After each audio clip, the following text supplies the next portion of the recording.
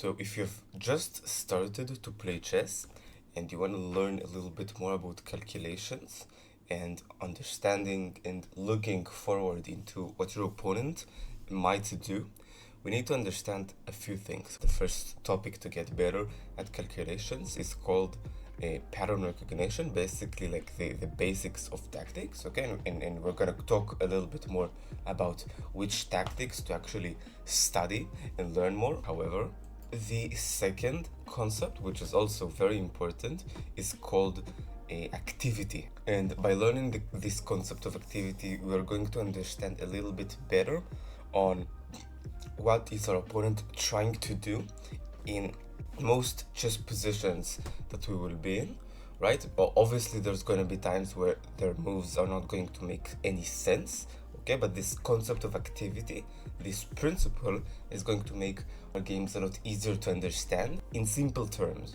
And the third topic that we'll need to go over is called candidate moves, right?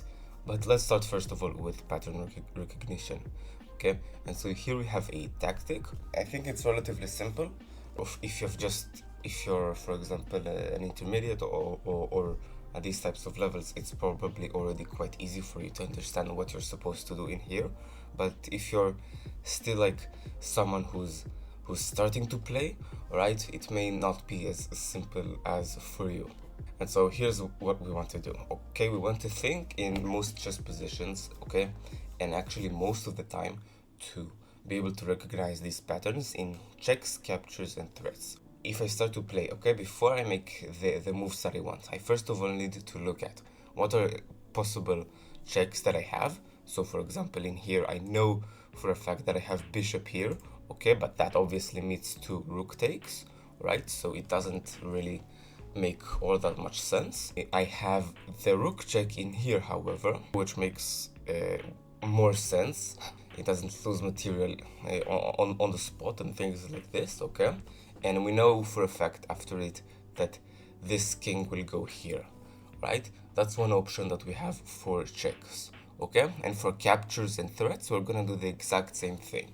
So we've looked for checks, captures, but we have one check that we need to look for, right? Do we have any threats? We have this one. Our opponent can answer with a very nice reply, rook to b2, okay? And if they take us with a check. They basically like gain an extra turn against us. So we have one option that seems to make any sense. If you're looking at it closely, this square is being attacked by the bishop. Make sure that you look at the entire board, okay, when you're doing this sort of like checks, captures, and threats idea, because if not, it's likely that you're actually going to miss something. And so we can see that the king will basically have to go here. And now again, what are possible checks, captures, and threats that we can do? We obviously cannot do this. We don't have any checks that seem proper. We don't have any captures yet, but we have one threat that makes some sense. If you're going back with the rook from e8 to e4, what you're going to see is that the king is, we're going to see that the king is in one line with the bishop, with the knight. So he can't really go to b2 to try to take us, okay? That's the difference. If the rook is here and the king is here, if we take, there's going to be a check. And so that's one thing. And again, this knight cannot really move because it guards the rook. So let's just take a quick look, okay? Let's say, for example, he goes here, king goes to f7, okay? King to f7, rook e4, and now we're going to take here. So let's say for a moment that he tries to flee with the rook, rook b2. Okay, it's actually good for us. We take, the king will move, and the bishop basically escapes. So now we're winning. We're going to practice it as much as possible by using these checks, captures, and threats idea. This tactic that we have just seen is a pattern. It's a pattern which is called the remove of the defender, okay? We need to practice these patterns in order to calculate, to basically make sure that we're not falling for some sort of traps. The tactics that you're probably going to face are going to be quite easier than the ones that I'm showing you right now. So again, let's try to do checks, captures, and threats. The tactic that we are going to see right now is called a fork. Okay, it's not the remove of the defender. So in here, again, checks, captures, and threats. White just took a pawn on d6. So obviously, there's only just one check that we can really give. Okay, that's rook to e1, or rook to h1. Okay, rook to h1, and from this the king will have to move to d2, right? So this part of the calculation is quite clear. And now once we have this, once we have a suggestion for what we want to do with checks, captures, and threats, we need to do this again with the new position in our mind. So for example, we need to think about this idea of checks, captures, and threats, and to imagine in our heads that the king and the rook are in their new squares. So what is another possibility once the rook is on h1 and the king is on d2? Again, with checks, captures, and threats. There's one idea here which is very clear. So if the king is on d2, alright, now we have another check which is basically a sacrifice of the rook, with moving the rook to d1. Then we can move with our knight to c3, and that's the fork of the king, wherever he'll be here, okay, and the queen. So rook here, king here, and pretty much, yeah, this. And again, if he moves here, we just go here, okay? If he moves there, then we can go here. And so from here we have two tasks that we need to do. So the first one is to learn about the four main patterns that there are in chess, and the second one is just to practice this checks, captures, and threats idea. And there's two ways to do this. So first of all, to practice the patterns, you can go on to chess.com, okay, and there you can specify for specific puzzles. Okay, you can go for custom puzzles. This option is very clear once you're in the platform. Okay, that's the first thing that we want to do. The second one is to practice checks, captures, and threats. We want to use another website which is called Lichess, and in there what I love to do is to go for a puzzle streak, and this option is also very, very clear. Okay, you just need to practice to do as much puzzles in there as possible without it's a streak, and in there practicing this checks, captures, and threats idea is very, very simple. And so what we've basically done in this part of the video is we have practiced learning the basic of tactics. Okay, so if we are being given a chance to, for example, win material or any positional advantage, these tactics will be in there for that purpose. But how do we use calculations where things are not as clear? So for example, when it's not a position like this where our opponent just simply misses something, but where the position doesn't seem to have anything that is going to win us material on the spot. Okay, what do we do then? Now we need to understand two more concepts. The first one is called the principle of activity, and the second one is called the candidate moves. So let's start a little bit first with understanding this principle of activity. So let's say for a moment that we have an empty board and we're putting a knight on h8 and another knight on d4. I've shown this concept in my previous videos also because it is very important to repeat this one. Okay, this one is basically the concept that you're going to see the most after the beginner level. So let's say for example that you're reaching now 1100, 1200 rating in chess.com or wherever. This principle will now show itself a lot. And let's just plainly ask which knight is better. You know what, because it's a white knight, let's place it on i1, okay, and this one on e5. Okay, and so if you ask which knight is better, most people are basically going to say the knight on e5. Okay, why is this? Most people who are just starting will probably say something along the lines of this knight is more developed, okay, and it's moving more towards the center. Yes, that is correct, but why is moving the knight towards the center and developing is actually the reason to go? The reason is because in their starting position, okay, let's say for example not even a1, let's say the b1, okay, where the knight starts. In this beginner position, the knight controls at maximum 3 different squares, okay, and none of them, by the way, are controlling, making any pressure on the side of the opponent. When we place our knight on e5, for example, we can see that it controls 1, 2, 3, 4, 5, 6, 7, 8 squares, out of which 4 are already on the side of our enemy. In a practical example, he may not completely control them, okay, but he's at least placing pressure against these areas, which is what is very important.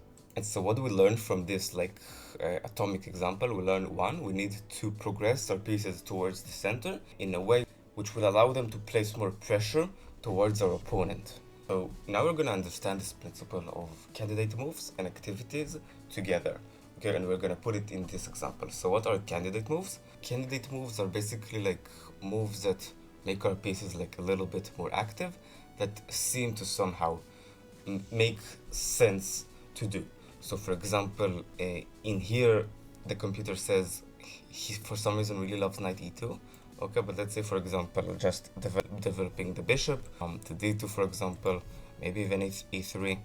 But these are, for example, what are candidate moves. They're just moves that seem to make some sense by increasing the activity of our pieces. In this example, the computer actually suggests a candidate for white, which is knight to e2. Okay, and what's the idea behind this? The idea behind this is that the pawn chain of white goes towards the side of the king, right? And so from this, white learns that what he's supposed to do is to play more on the side of the king. Usually when we are having a pawn chain like this, we just want to play more on the side where it goes to. So for example, here for white, it's the king side, okay? For black, because of this, it's actually the queen side. But that's the candidate that the computer suggests in order to move the knight to here, because in the future he'll be playing in this area. However, in this example, right, and I flip the board, the move that white had made is a move that doesn't really work, okay? It's the move queen to h4. I want you right now to think with this idea of checks, captures, and threats to see if there is something for black in this position. The moves that we're going to think about is how are we going to make our pieces progress more towards the side of the opponent and start causing trouble on his side, right? Not on our side, on his side. And so if you've looked and was thinking in these three terms, you may think about a tactical move, which is knight takes on e4 actually. It's not a sacrifice for the knight, because if you've looked for checks, you've seen that there is none. If you've looked for captures, you've found like probably something like this, okay, and the bishop takes here as well, but obviously like the bishop takes just throws away the bishop, you can just take back. But if you're doing the same capture, but with the knight, suddenly there is a threat against this white queen. Okay, so our opponent is not really able to take us back. So that's what I've done. That is what black had done.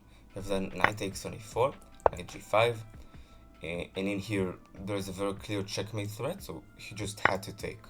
Okay, knight takes g5. The beginner players usually they are having this like blind spots for pawn takes. Actually, the players that are probably around the levels of like 1000, 1100, and even a little bit below, they're not going to like throw away pieces for nothing usually, but what they are going to do is they are going to have a spot where they're not recognizing that they can just lose pawns, okay, specifically pawns. I don't know why. And so here's, for example, something like that which happened. And so for the rest of the game, we're going to think in these terms of activity and how can we progress more towards the side of our opponent. So after the knight takes on g5, f takes g5, h6. Why is h6? We want to prepare taking this pawn with our bishop, right? Because then bishop takes, it's just like getting our bishop to control more squares. Okay, his bishop, as you can see, is very, very active and strong. Okay, we don't want that to be the case where he has one more active piece than us. Plus, just of course, very important to mention, it can't take because then bishop takes. So what it does is it moves away with the queen, queen to g3, and then bishop takes, right? Bishop takes. As white, when we are having less material, okay, we're down 2 pawns, okay, that's a big disadvantage. We do not want to trade material, okay, when we are down material. So however, for this bishop, there's not really much that he can do, okay, because everywhere that this bishop will go, we are gonna take, we are able to at least take as well. So we went bishop f4, bishop takes f4, rook takes on f4, and this position is basically like winning for black at this point. So how can you implement this into your own games? So the first step is to learn the four main patterns, okay, that are fork, the pin, the discovered attack, the skewer, and if you want to add another layer for this, then you can add the remove of the defender, okay? So there are 5 patterns that we need to be very familiar with. And the second one is to get more used to thinking in checks, captures, and threats by doing this on the Leech's puzzle streak. These two, they're basically the first step. The second one is, once we learn these two things, is to think in terms of activity, right? And how can we implement the principles of activity is to play regular games, but to add to our thinking process, how can I progress towards the side of my opponent and cause pressure into his side? That's the first question. And the second one is, what is my least active piece and how can I make it more active? That's the second question. Alright, so that's it for this video basically. If you have any questions below, leave them and I'll do my best to answer them. I'll see you in the next one. Bye.